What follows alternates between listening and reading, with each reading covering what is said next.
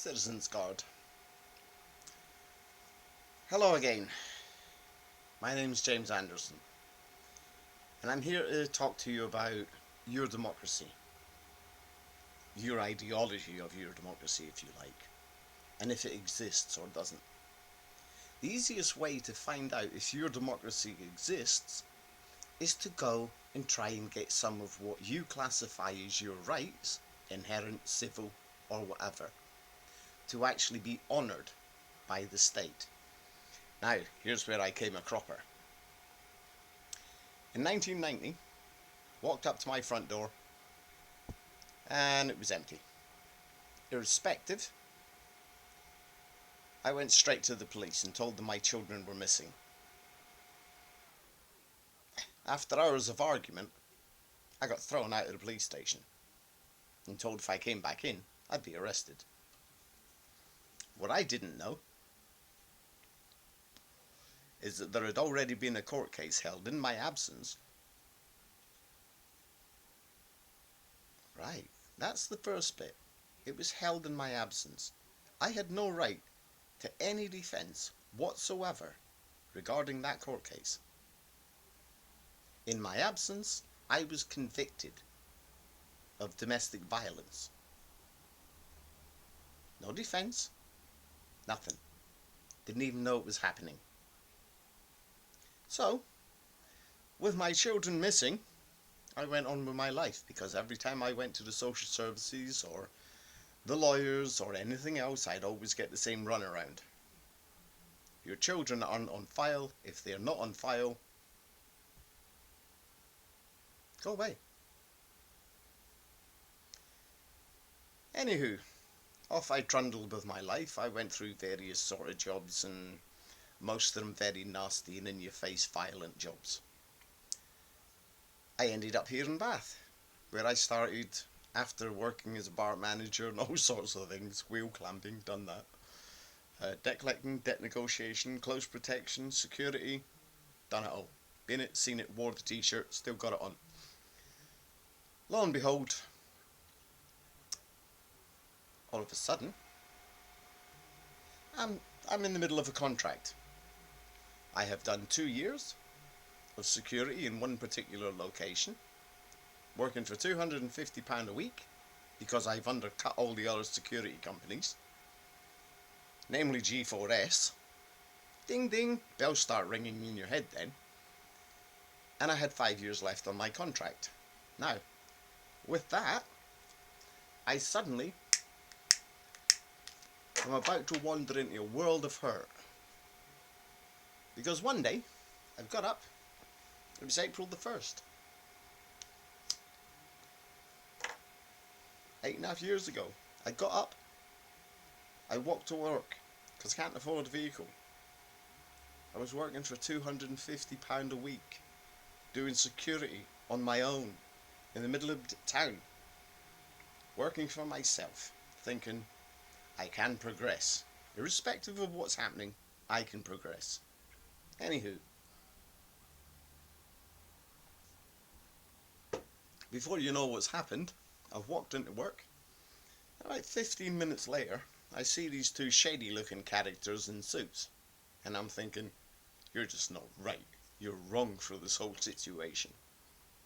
And they've approached me and they've said to me, you Anderson? Yep. Can I see your license? Nope. Because this is the day it's coming out and you know I haven't got £3,500 to pay you for a company license. But I'm willing to pay you, as it says on your books, by month. Don't have a problem paying it by month. Just give me a break. With that, I was restrained, dragged out of the shop, and left at the shop front door. I have gone into one. I've now tried to get back into the shop to throw these two muppets out because I haven't got a clue what's going on. With that, the police have got involved. And they've just turned around and said to me, look, these guys say that you're not going back in there, so you're not going back in there. They're from the government license office. So I'm thinking, hey, here we go. So off I've gone to the job centre. The job centre won't lend me the £3,500 under a crisis loan, even although this is a crisis. They get on their phone at the licensing office. The woman in the unemployment office comes back and looks me right in the eye and says, "You have to fill in all the bank application forms before we consider you for a crisis loan." I said, "But we're not going to get that. The banks are not going to give me the money. If the banks were going to give me the money, I'd be having the banks having the money already. It would have been done." She's not having it.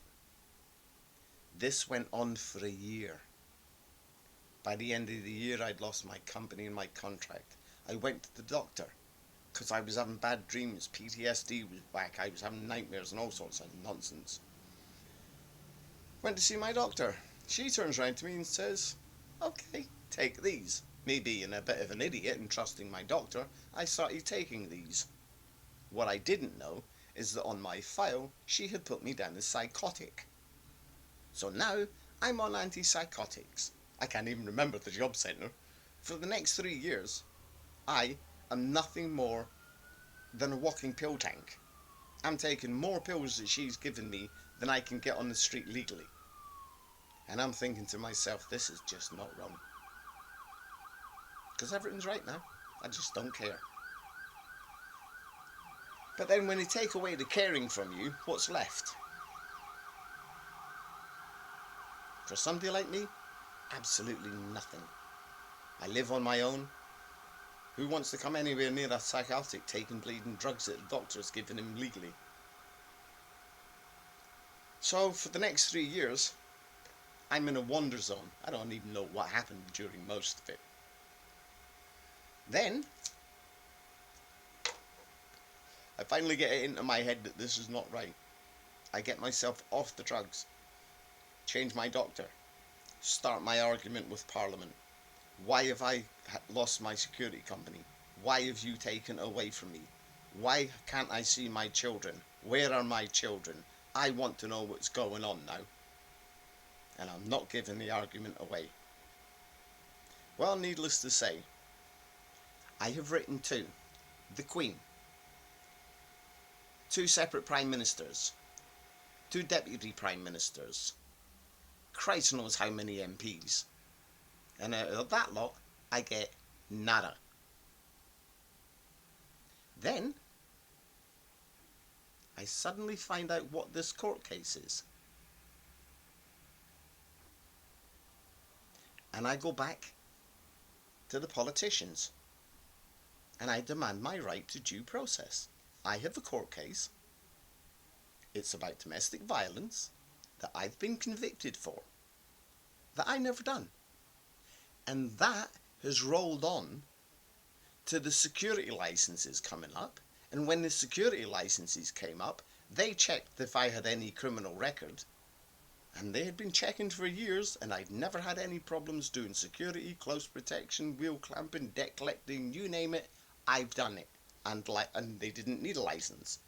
But I did need to get security checked by the police. Every security check for nearly 20 years was passed. And then all of a sudden, bang, this new security company takes my license and says you're not having it. And doesn't give me a reason because they don't have to. So now I'm back at the politicians. Right, now I know why my license has been taken off of me for a conviction in 1990 that I've got for domestic violence that I wasn't even aware of because I wasn't at the case. Didn't know nothing. I want my right to due process. Eventually I get the paperwork. The paperwork is slapped all over the place with no right of appeal. So in 1990 I wasn't going to be able to appeal against it anyway. Even though they knew this was going on, I couldn't appeal against it because I wasn't allowed to. That is what happens. All of a sudden, you go to a politician and you say, hey, hang on. I have a right to due process. And my right to due process has been taken away from me in a court case in 1990 with no right of appeal put on it when I wasn't even present. I want my right to due process. I want my security company back. I want it explained why you took my children away. And I want it explained why my basic right The first right of any democracy, my right to due process, has been removed. Again, the Queen, Prime Ministers. Plural, not singular. Deputy Prime Ministers, politicians, lawyers, judges, you name it. Been to them all. I want my right to due process. So far, zip. That is your democracy. And it's not until you actually ask for your rights to be honoured that you realise they won't do it. Most people that are listening to this will never be in the place where they need their rights to be honoured. And because of that, you will never have to challenge it. And because you will never have to challenge it, you will never have to find out just how fake it is. And it's just wording. One family, the royal family, declared their right above everybody else. They can do what they want. Our politicians can do what they want. Because what they say and what they do doesn't matter. Not to you. Because when it does matter to you, and you go and ask for your rights, you'll find out just what a bloody idiot you have been. I'm gutted. I'm gutted because everything I believed in, everything I fought for, everything I bled for, everything I've watched my friends die for, is a pile of crap. And what can we do about it? Jack shit. Anybody who knows me knows what goes on inside my head. We need to challenge what they're doing. We need to be able to put our own opinion where it matters. And that's in front of their faces. Start emailing them. Write to them. Talk to them. Get in their faces. They get in your faces at the election. Get in their faces.